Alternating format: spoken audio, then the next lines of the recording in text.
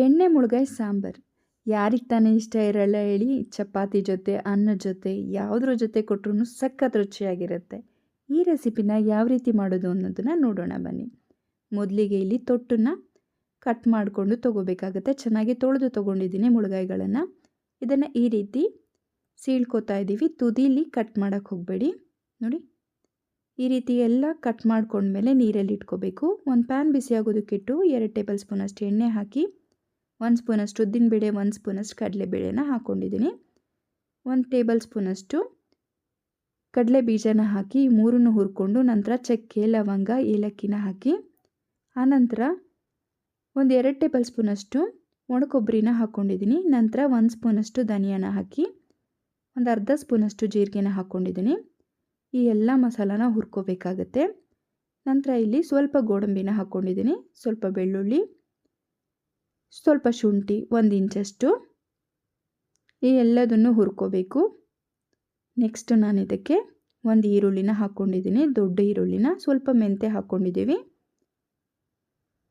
ಸ್ವಲ್ಪ ಹುಣಸೆಹಣ್ಣು, ಒಂದು ಸಣ್ಣ ನಿಂಬೆಹಣ್ಣು ಗಾತ್ರದಷ್ಟು, ಒಂದು ಸಣ್ಣ ಟೊಮೆಟೊನ ಹಾಕಿ ಚೆನ್ನಾಗಿ ಇದನ್ನೆಲ್ಲ ಮಿಕ್ಸ್ ಮಾಡಿ 1 ಸ್ಪೂನಷ್ಟು ಅಚ್ಚ ಖಾರದ ಪುಡಿ, ಕೊತ್ತಂಬರಿ ಸೊಪ್ಪನ್ನು ತೊಳೆದ್ಬಿಟ್ಟು ಹಾಕ್ಕೊಂಡಿದ್ದೀವಿ ನೋಡಿ, 1 ಹಿಡಿಯಷ್ಟು. ಇದನ್ನು ಸಹ ಫ್ರೈ ಮಾಡಿ ಈ ರೀತಿ ಹುರಿದ್ಬಿಟ್ಟು ಒಂದು ಸತಿ ಖಂಡಿತ ರೆಸಿಪಿನ ಟ್ರೈ ಮಾಡಿ. ನೀವೇ ಹೇಳ್ತೀರಾ ತುಂಬ ಚೆನ್ನಾಗಿತ್ತು ಅಂತ. ಇದನ್ನೆಲ್ಲ ನೀರು ಹಾಕಿ ಗ್ರೈಂಡ್ ಮಾಡಿ ಸ್ವಲ್ಪ ಗಟ್ಟಿಯಾಗಿ ರುಬ್ಕೋಬೇಕು. ನೀರನ್ನು ಜಾಸ್ತಿ ಹಾಕಬೇಡಿ. ಈ ರೀತಿ ಚಟ್ನಿ ರೀತಿ ರುಬ್ಕೋಬೇಕು. 1 ಸ್ಪೂನಷ್ಟು ಉಪ್ಪು ಹಾಕಿ ಮಿಕ್ಸ್ ಮಾಡ್ಕೋತಾ ಇದ್ದೀನಿ. ಈಗ ಈ ಮಸಾಲೆನೆಲ್ಲ ಈ ಕಾಯಿಗೆ ಒಳಗೆ ತುಂಬಬೇಕಾಗತ್ತೆ. ಮುಳುಗಾಯಿ ಒಳಗೆ ಇದನ್ನು ಚೆನ್ನಾಗಿ ಫಿಲ್ ಮಾಡಬೇಕು. ಉಪ್ಪು ಖಾರ ಎಲ್ಲ ಮುಳುಗಾಯಿಗೆ ಚೆನ್ನಾಗಿ ಹಿಡೀಲಿ ಅಂತ ತೊಗೊಂಡಿದ್ದೀವಿ. ನಾಟಿ ಮುಳುಗಾಯಿ ಆದರೆ ಟೇಸ್ಟು ತುಂಬಾ ಚೆನ್ನಾಗಿರುತ್ತೆ. ಒಂದು ಕುಕ್ಕರ್ನ ಬಿಸಿ ಆಗೋದಕ್ಕಿಟ್ಟು 2 ಸ್ಪೂನಷ್ಟು ಎಣ್ಣೆನ ಹಾಕೋತಾ ಇದ್ದೀನಿ. ಎಣ್ಣೆ ಇಲ್ಲಿ ಬಿಸಿ ಆದಮೇಲೆ ನಾನಿಲ್ಲಿ ಸಾಸಿವೆ, ಉದ್ದಿನಬೇಳೆ, ಕಡಲೆಬೇಳೆನ ಹಾಕಿ ಒಗ್ಗರಣೆಗೆ ಒಂದು ಸಣ್ಣ ಈರುಳ್ಳಿನ ಹಾಕ್ಕೊಂಡಿದ್ದೀನಿ. ಸ್ವಲ್ಪ ಕರಿಬೇವಿನ ಸೊಪ್ಪನ್ನು ಹಾಕಿ ನಂತರ ಫಿಲ್ ಮಾಡಿ ಇಟ್ಕೊಂಡಿದ್ವಲ್ಲ ಆ ಮುಳುಗಾಯಿಗಳನ್ನು ಹಾಕ್ತಾಯಿದ್ದೀವಿ. ಬದನೆಕಾಯಿ ಅಂತ ಕೆಲವು ಕಡೆ ಕರೀತಾರೆ, ಕೆಲವು ಕಡೆ ಮುಳುಗಾಯಿ ಅಂತ ಕರೀತಾರೆ. ಈ ಬದನೆಕಾಯಿಗಳನ್ನು ಹಾಕಿ ಮಸಾಲ ತುಂಬಿಟ್ಕೊಂಡಿರುವಂಥ ಬದನೆಕಾಯಿನ ಹಾಕಿ ಇದನ್ನು ನಿಧಾನವಾಗಿ ಮಿಕ್ಸ್ ಮಾಡ್ತಾ ಫ್ರೈ ಮಾಡ್ಕೋಬೇಕು. ಸ್ವಲ್ಪ ಈ ರೀತಿ ಕಲರ್ ಚೇಂಜ್ ಆದಮೇಲೆ ಉಳಿದಿರೋವಂಥ ಮಸಾಲನೆಲ್ಲ ಹಾಕೋತಾ ಇದ್ದೀವಿ.